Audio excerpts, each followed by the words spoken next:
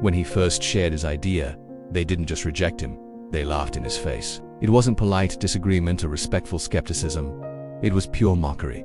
He was called delusional, naive, out of touch. Friends distanced themselves. Family worried. Investors said he was wasting their time. The world looked at him like a fool chasing an illusion. But years later, those same people watched as the so-called fool built a business empire worth over $100 million.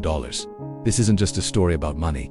It's a story about belief, about persistence, about vision, and about what happens when you refuse to let someone else's laughter define your destiny. What he had was an idea that no one else believed in, and a refusal to let that stop him. Every great success story has a beginning that looks like a mistake to everyone except the person living it. He didn't start with wealth or connections. He didn't have a fancy degree or the perfect background. A customer said yes, then another, then a hundred. He reinvested everything back into the business. No flashy lifestyle, no shortcuts. He obsessed over details most people ignored. He read customer complaints like they were treasure maps, but where others would have walked away, he doubled down. He didn't take failure as a sign to stop, he took it as feedback. He adjusted, learned, and kept moving. That's what made the difference. He looked for the weak points and turned them into strengths. Just, disciplined growth. He worked out of a garage, often sleeping just a few hours a night. He poured every dollar he had into building something people didn't understand. While others partied, he was learning. While others watched Netflix, he was testing ideas, refining strategies, and failing forward. The investors who passed on him now begged for a meeting. The critics fell silent, but by then it didn't matter. He wasn't driven by their approval. He was driven by the mission. The truth is, it's mostly paved with grit, consistency, and 1,000 small decisions made when no one is watching. He understood that. He didn't need applause, he needed progress. He started with what he had, which wasn't much, and he used it. He taught himself how to market.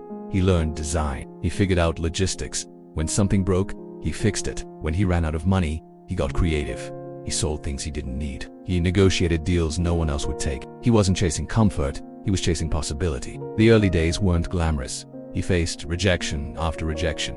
Emails were ignored. Meetings ended abruptly. There were days when he had nothing but doubt and a little spark of faith that this just might work. That spark kept him going. He didn't wait for permission. He didn't wait for validation. Most people think the road to $100 million is paved with genius ideas or lucky breaks.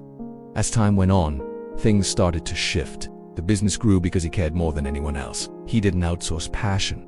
He didn't delegate vision. There were setbacks, major ones.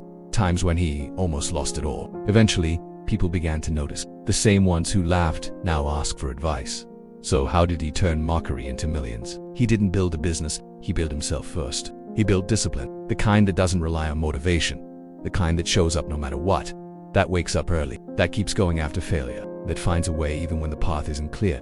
He built resilience, no two opportunities that didn't align with the long-term goal. He trained his mind like an athlete trains their body.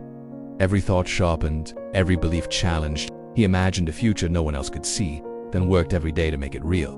When people said no, he said next. When doors closed, he looked for windows. He didn't take rejection personally. He took it as part of the process. He listened more than he spoke. He gave more than he took. And when it came time to scale, those relationships became rocket fuel. Because they only laugh until they understand. They only mock what they don't believe is possible. And when you make it possible, they'll rewrite history and say they always believed in you. With what you have, where you are, it won't be perfect. It won't be easy. But neither is staying in the same place, wondering what could have been. He built focus. He said no to distractions, no to comfort. He built relationships, not the kind based on small talk and networking events, real ones with people who challenged him to grow. Become so committed that the world has no choice but to take you seriously. Not the absence of fear, but the decision to act in spite of it. He faced every uncertainty head-on. He risked embarrassment. He risked failure. He risked being wrong. It remembers those who were willing to be laughed at for something that mattered. To build, fail, learn, and grow until the world can no longer ignore you. Because he knew the greater risk was living a life where he never tried. He built vision, the kind of vision that looks crazy until it becomes reality. He saw possibilities where others saw problems.